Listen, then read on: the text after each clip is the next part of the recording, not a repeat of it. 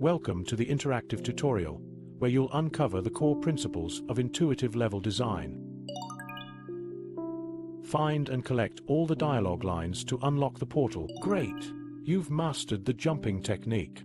We'll begin as soon as you enter the portal.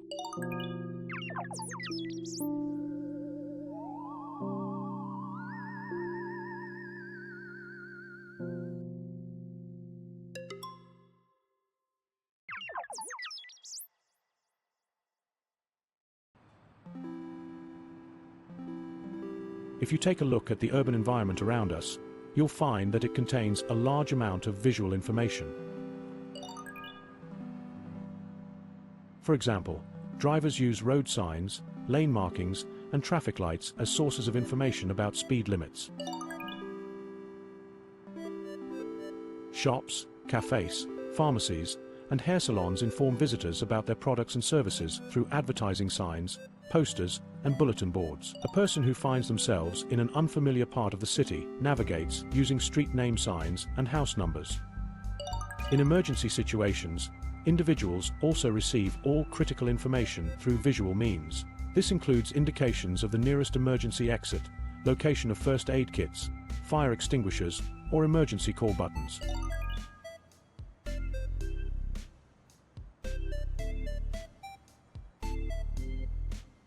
Accordingly, human behavior in public spaces, on roadways, and in industrial settings is regulated through visual sources of information, such as signs, indicators, and directive placards. The same principle applies to everyday objects.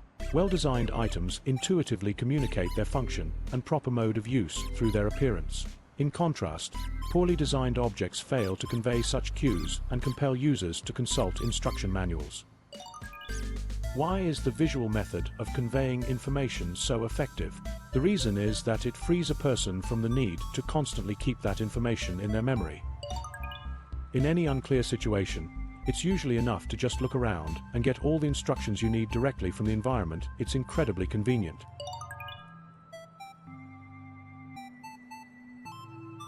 So how can we provide information to the player without pulling them out of the gameplay? The answer lies in the psychology of human perception.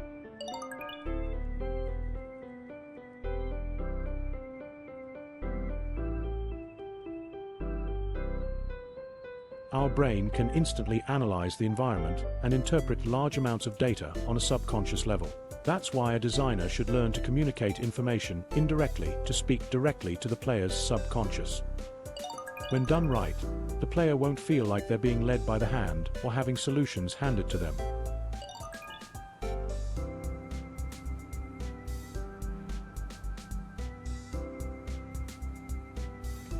If the environment gives the player enough clues to complete the level, they'll feel like they figured everything out on their own, even though their brain actually picked up all the necessary hints subconsciously in the background.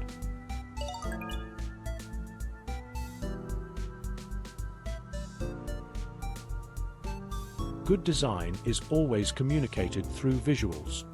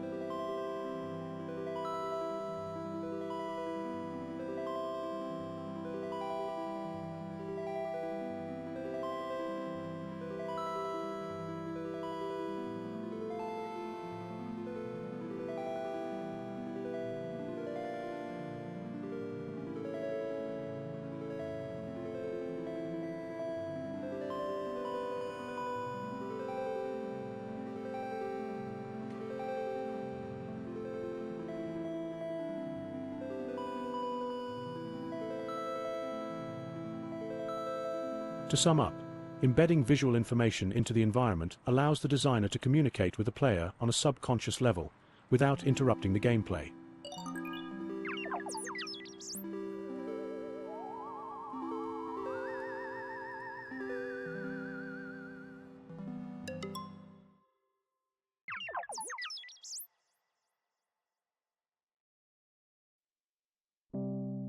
The principle of visual presentation in video games is implemented through visual language. In level design, 4 types of visual language are commonly identified: the shape language, the symbol language, scripted scenes, and environmental storytelling.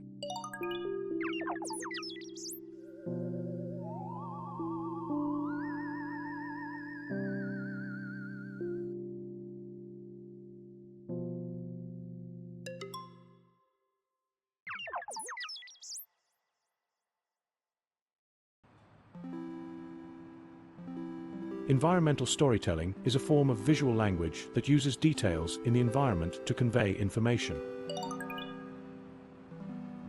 This method of communication turns the player into a detective, reconstructing events based on clues found at the scene. Clues include any environmental details that help reflect the aftermath of an incident. Their placement should be noticeable, immediately draw attention, and remain confined to a single area. Otherwise, the player might miss key information or misinterpret it. Similar to the shape language, environmental storytelling engages the player's subconscious, which passively analyzes everything it sees.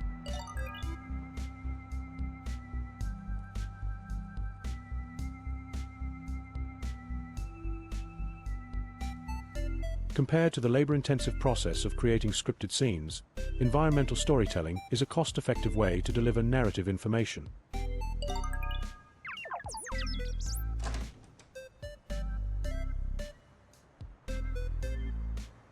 Environmental storytelling is also an effective way to simplify navigation. This is done through trails that lead somewhere.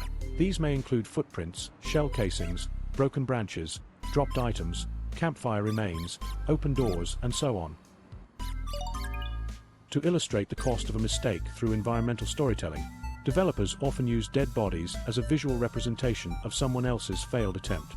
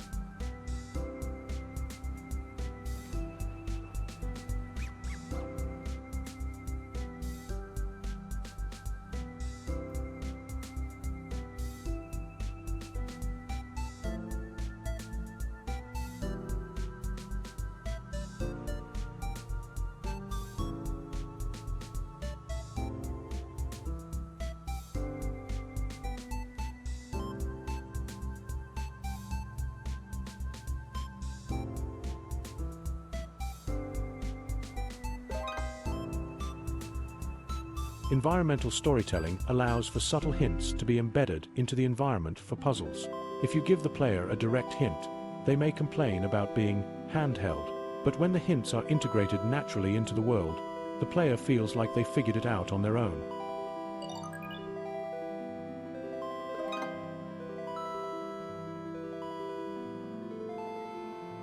Let's summarize. Environmental storytelling is a cheap and effective way to communicate information through environmental details that allow the player to imagine a past event.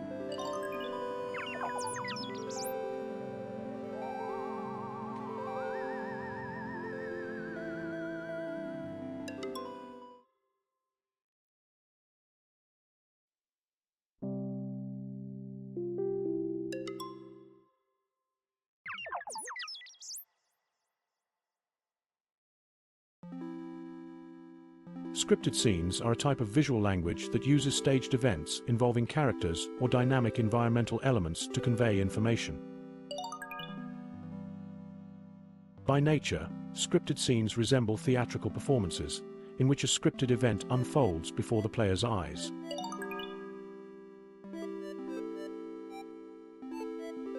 Creating such events is labor-intensive and expensive, as it requires the collaboration of various specialists to produce content, such as animations, visual effects, voice acting, and more.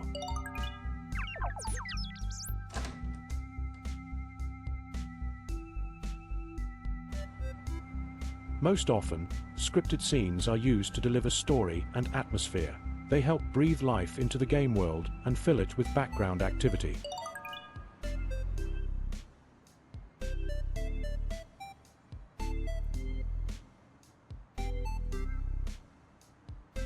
Scripted scenes are great for teaching new mechanics. If training is integrated into the context of in-game events, the player may not even realize they're being taught something new.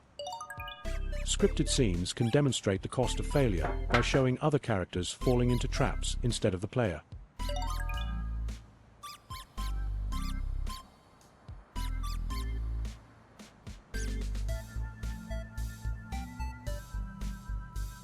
Scripted scenes are a powerful tool for introducing enemies.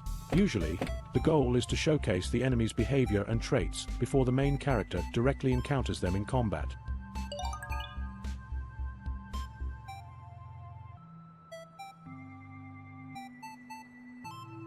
In combat-oriented levels, scripted scenes help draw attention to incoming enemy waves, setting the focus of the battle. These could involve enemy troops landing from air or ground vehicles, dramatic explosions, or breaches in walls.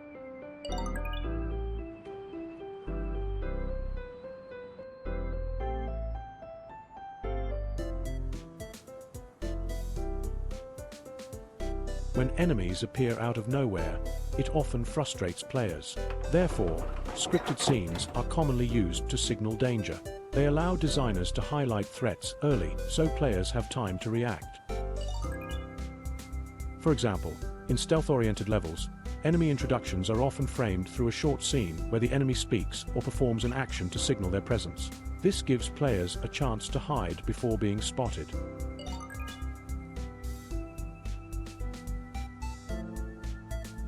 Scripted scenes can also hint at new gameplay opportunities. For example, characters in dialogue might inadvertently reveal a new way to infiltrate a guarded area, or their actions might draw attention to a significant object.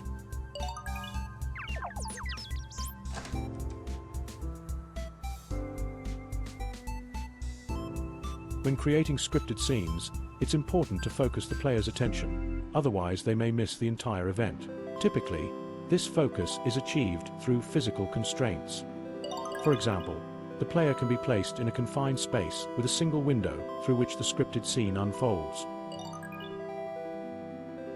Scripted scenes should be placed in narrow passages or junctions. These bottlenecks ensure the player doesn't miss important events. Another method of directing attention involves restricting the player's camera movement. For instance, the player might be climbing a ladder or sliding down a rope. This forces them to look straight ahead toward the scripted scene.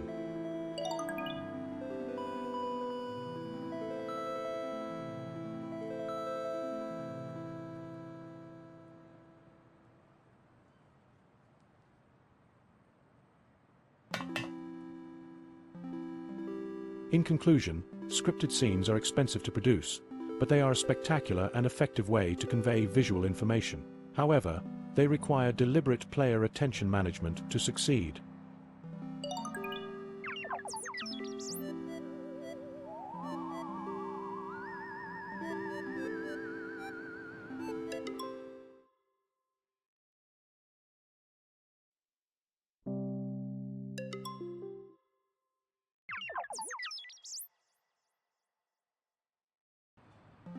The symbol language is a type of visual language that uses symbols to communicate gameplay possibilities to the player.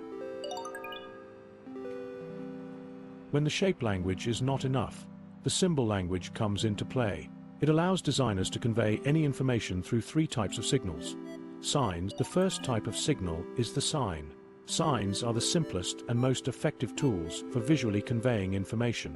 This category includes text and icon signs, maps, diagrams, murals, graffiti, and similar elements. Just like in real life, signs in games can be used to warn players about danger. This gives attentive players a chance to avoid trouble or accidental death.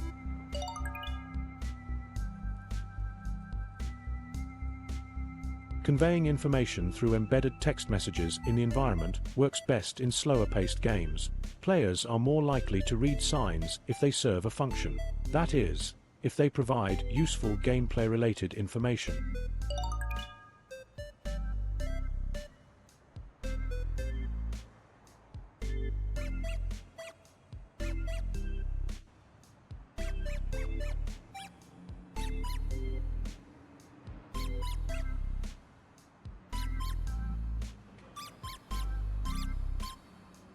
In open-world games, signs are used to simplify navigation. Road signs and settlement nameplates help players avoid constantly checking the map. Signs with embedded maps help players form a mental image of the location's layout and the positions of key objects.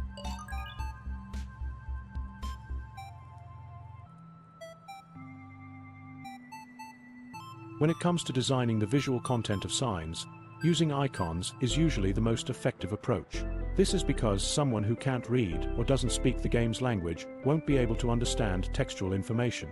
In contrast, familiar visual symbols in the form of icons can be understood even by a child. Well-designed signs can also serve as motivation to explore. This can be done by placing images of existing in-game locations along with prompts or invitations to visit them.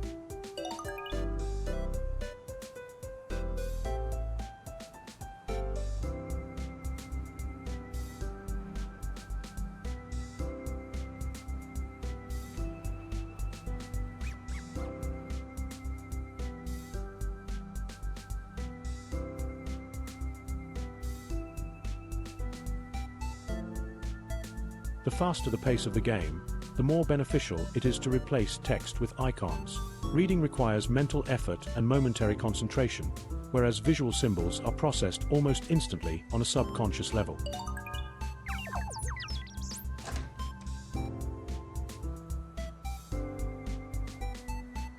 The second type of signal is the marker, which confirms interaction. These are symbols integrated into the environment that highlight interaction markers only work effectively if two conditions are met. First, the player must understand the connection between the appearance of an object and its gameplay function. Second, the principle of consistency must be followed. All objects of the same type must respond to interaction in the same way. For example, in games with climbing mechanics, it's common to mark interactive ledges.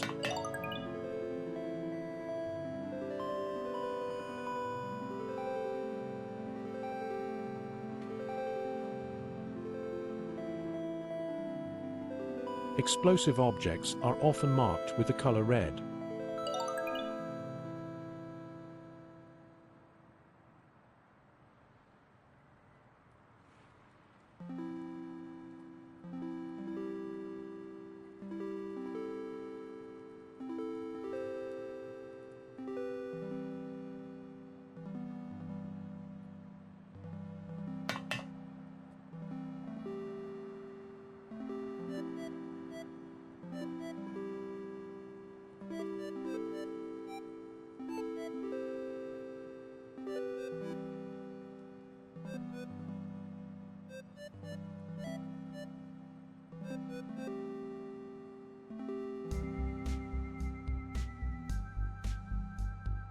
Cracks are an effective way to mark destructible elements in the environment.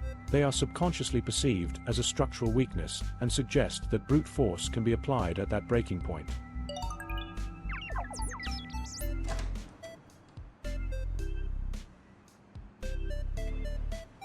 The third type of signal is the negative interaction marker. These are symbols embedded in the environment that mark inaccessible areas or deny interaction with objects that might otherwise appear interactive. To create obstacles or define level boundaries, designers often use threats. This category includes any elements symbolizing danger, such as fire, lava, gas, electricity, toxic fumes, acid, and so on. threats instinctively repel players and discourage any attempt to move forward. A simple and intuitive way to signal that a door is locked is to remove the handle. If a door lacks a handle, the player instinctively knows it cannot be opened.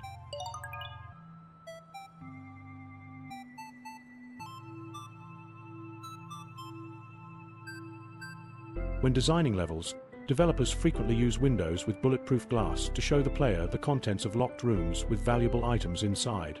A metal mesh overlay has become a common visual marker indicating reinforced or bulletproof glass.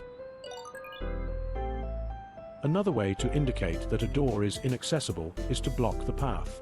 For example, by piling up debris, boarding it shut, or placing a metal grate in front of it.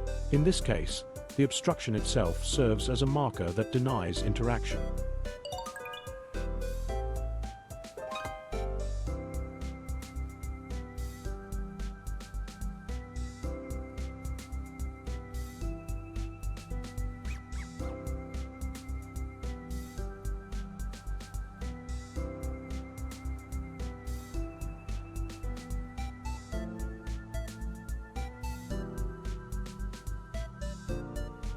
To summarize, the symbol language is a powerful tool of nonverbal communication that manifests in the environment through three types of signals: signs with icons or text, and markers that either confirm or deny interaction.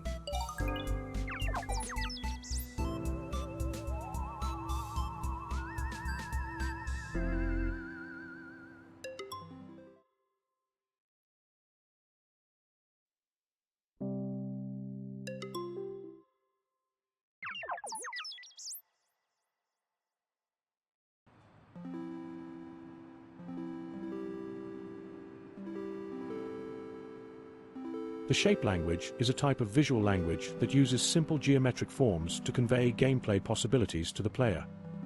The shape language is intuitively understood even by young children and requires no instruction, as it is based on our real-world experiences. If you take a look at the design of any modern playground, you'll find a full range of basic geometric forms such as steps, slides, bars, and so on.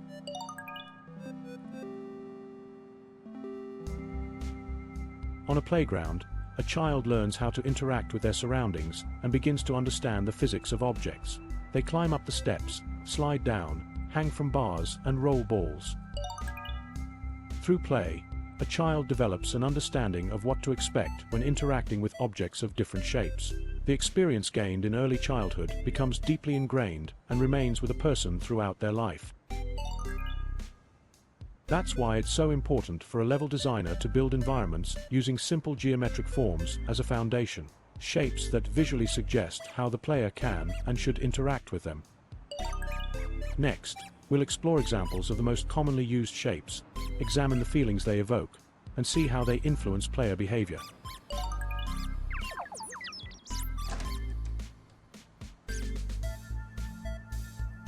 Sharp shapes are subconsciously associated with pain and tend to evoke a sense of repulsion. Because of this, they are often used to define the boundaries of the game space, signal danger, and create a feeling of discomfort. Pointed objects are most commonly used to mark the edges of the playable area.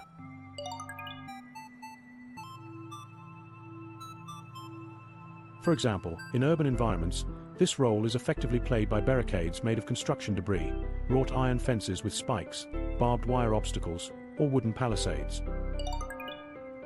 In natural environments, space can be limited by sharp tree branches and roots, thorny bushes, icicles, stone stalactites, and similar features.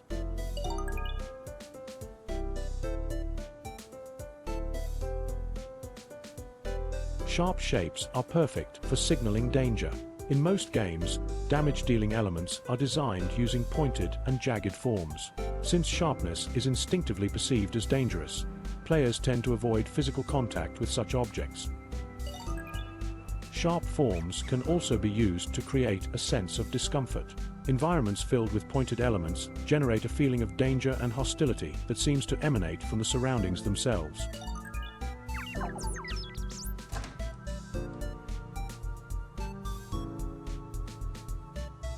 Steps are another key environmental element whose shape is easily recognizable from a distance. and whose gameplay function is immediately clear. The rectangular shapes that form steps visually suggest to the player that they can be climbed. Upon closer inspection, nearly every level in a platforming game is filled with oversized steps.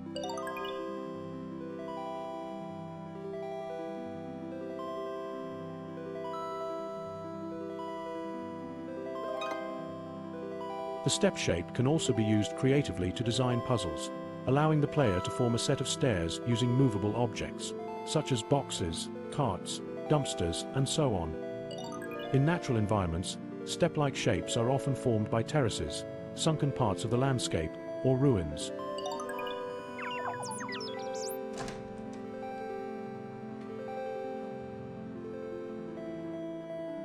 The shape of a ramp, also known as a slope or incline, catches the eye and naturally guides the player's attention, encouraging them to run upward.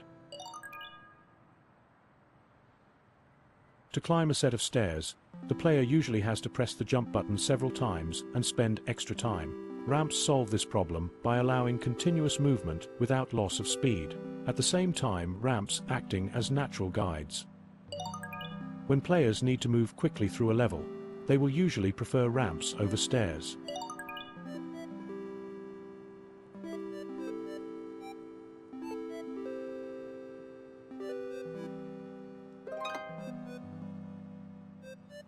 From a gameplay perspective, ramps can also serve as an engaging puzzle element. You can give the player the opportunity to create a ramp themselves by performing a certain action.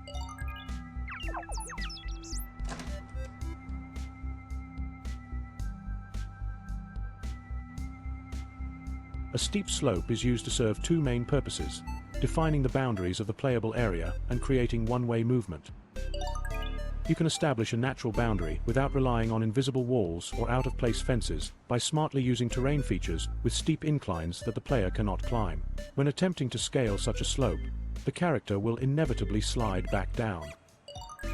A steep drop is an effective way to enforce one-way movement through a location, to direct the player in a single direction or prevent backtracking to a previous area. Designers often use a sharp slope that allows for a quick descent but cannot be climbed back up.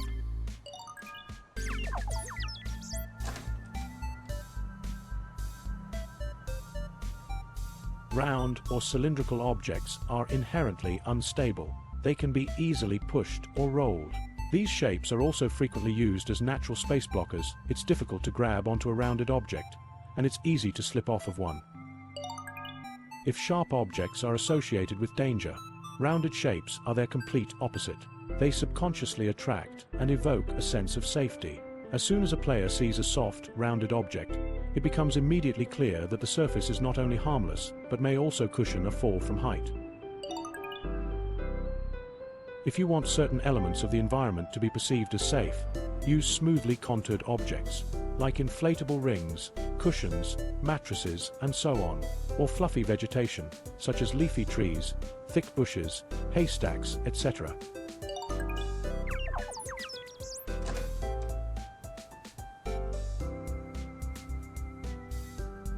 Bars or horizontal rails are ideal for indicating places the player can grab onto.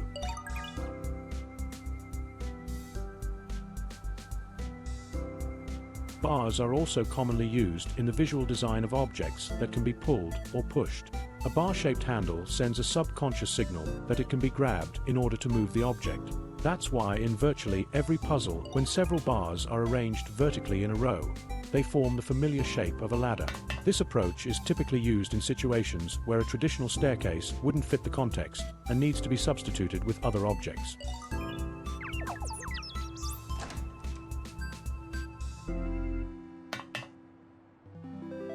An opening of any shape naturally draws attention, encourages exploration, and is often perceived as a safe space.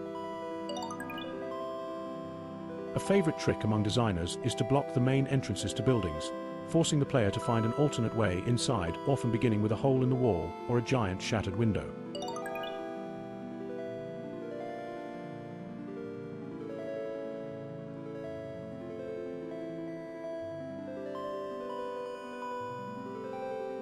An empty window frame without glass is an effective way to communicate gameplay possibilities.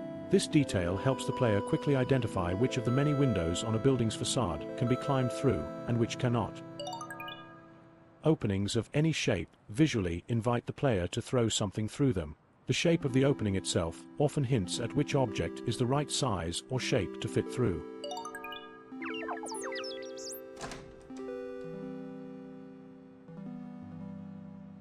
Rectangular shapes convey a sense of confidence and stability because their physical characteristics allow for positive interaction. Platforms can be run across, ledges can be grabbed onto, and crates can be used for cover.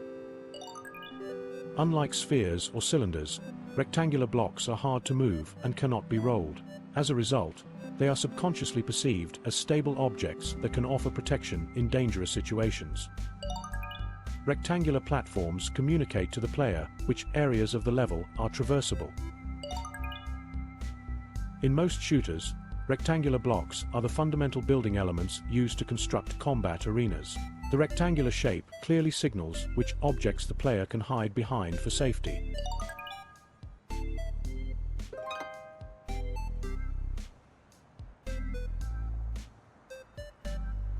To summarize, by combining different shapes effectively, a designer can convey information about accessible and inaccessible areas, guide player movement, and mark safe or dangerous objects. When prototyping a level, begin communicating with the player using the shape language, and only then, if needed, add other types of visual language.